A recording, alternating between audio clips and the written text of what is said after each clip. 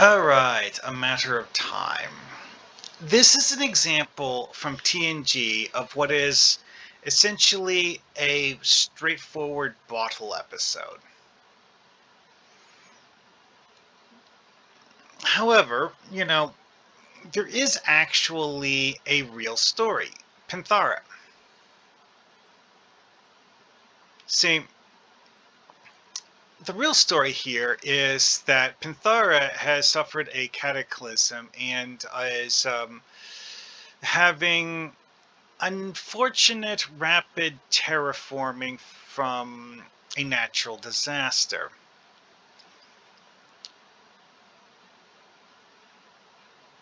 And, they tinker with things and manage to prevent the planet's biosphere from being frozen. Now, one thing that I had uh,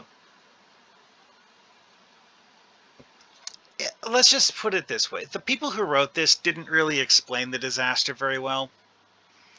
It's one of those things where adding technobabble and making it try to sound like there's real science being put into this actually made it make less sense. Anyway, so Panthara is a planet that had been colonized by humans, which, that's the reason why you have a planet or a city named New Seattle, because humans built it. Then you have this person named Dr. Mosley, who it's just a human wearing a fancy outfit. Not even a very fancy outfit, actually. Just an outfit, because it's an actor pretending to be a human. Shocking. Honestly, that was one of the better parts of the episode, is that this is a Federation colony that the Enterprise D is helping with a natural disaster. Really good plot hook. Real good plot hook. And they managed to mitigate the effect of the natural disaster in the grand scheme of things. Honestly, it worked out pretty good. Thing is, the actual natural disaster aspect of this story in the episode as aired was a back burner big picture thing that the majority of the story is actually this guy who is a time traveler who claims to be from the future and studying the past. Well, the wrinkle is that he stole a time machine from someone who was legitimately from the future, but he's actually from the past. And he's hoping to steal technology from the future to get rich in the past and change history by selling technology to people in the past. And, the crew of the Enterprise prevent him from enacting his scheme, and then the time machine, because of the fact that he doesn't actually have the ability to control the time machine properly, because he's not actually its owner, he kind of sort of knows how to use it, but not right. And due to this, the time machine actually leaves without him and goes to some point in what's probably the future, which, now he is stranded in the same time period that the Enterprise D's crew is in.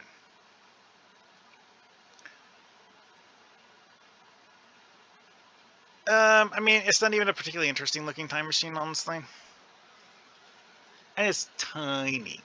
It's not even bigger on the inside, it's just tiny.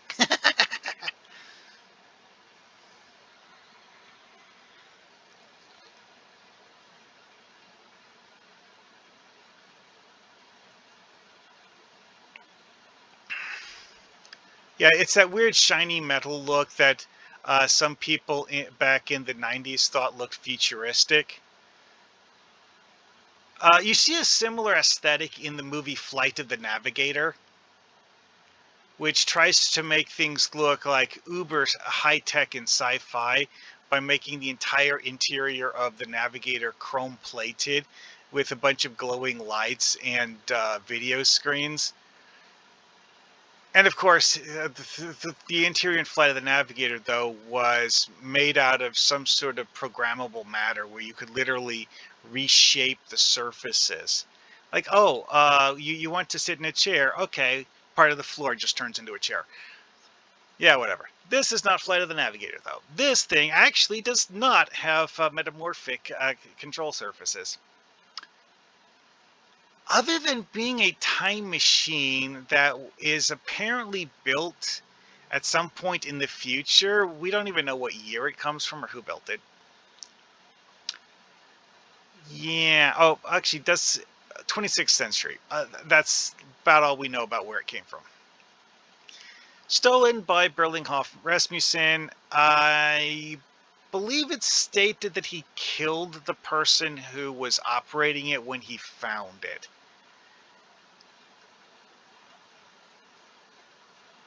And yeah. Also, it's he has to pre-program it for some reason or other, and why exactly that is, we don't really know. But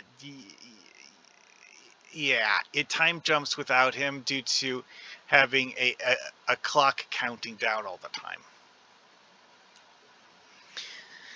So, what to do with this in a TTRPG?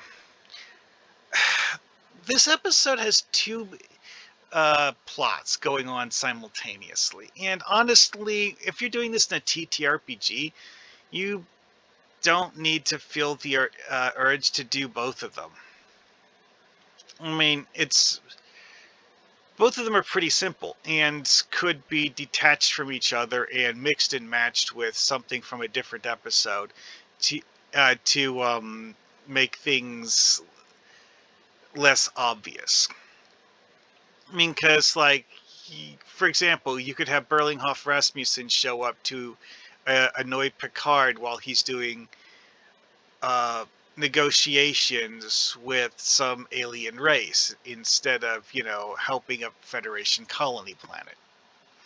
Also, the Federation colony planet thing, this is the sort of plot where you could expand it because while they do have a specific reason and logic behind it, they don't really go all in on this because of the fact that Berlinghoff Rasmussen takes up more screen time overall, I think.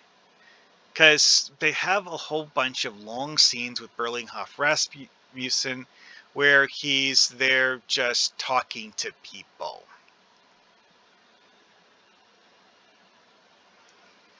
And, that is actually something that you could replace by just going into more detail on what's happening on this planet. Because here, it was a single large asteroid impact that was the issue, and all they really did to figure out what to do was just scan the planet and then talk to the people on the colony and then formulate a plan and then execute the plan. They didn't have any intermediary steps in there. Like, you could have players do a more I wanted to say convoluted, but I guess complicated would be a better way of putting it. Like, like going to the location where the asteroid impacted to get more detailed information about what the asteroid was made out of, and thus figure out how the asteroid affected the weather the way it did, and so on and so forth. So, because if you know exactly what kind of dust was scattered in the atmosphere, perhaps that would affect your ability to um, remove the dust from the atmosphere. So, I mean, maybe you could, come up with a way of causing the dust to rain out of the atmosphere and thus not block sunlight. Because let's face it, the dust was basically just dirt and rocks scattered high in the sky. If it stops being high in the sky, it's no longer a problem. You know, that sort of logic. Anyways, that sort of thing is something that you could have as like alternate ideas for what you could do about the geological disaster. Anyways, what they did here though was actually to try to counterbalance the permanent cloud effect created by the dust clouds with enhancing the planet's greenhouse gas effect, uh, and thus balance out reduced sunlight with increased heat holding in the atmosphere. Doesn't actually make the thing better. It just, well, it just prevents things from freezing. And I don't think that either one of those is a permanent solution to anything, but hey, whatever. Anyways,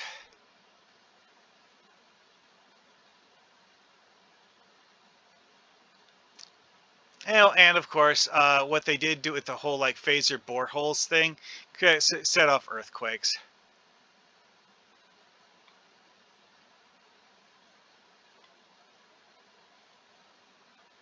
Oh, and then of course they come up with a plan to ionize the dust clouds and cause them to rain, like I said earlier.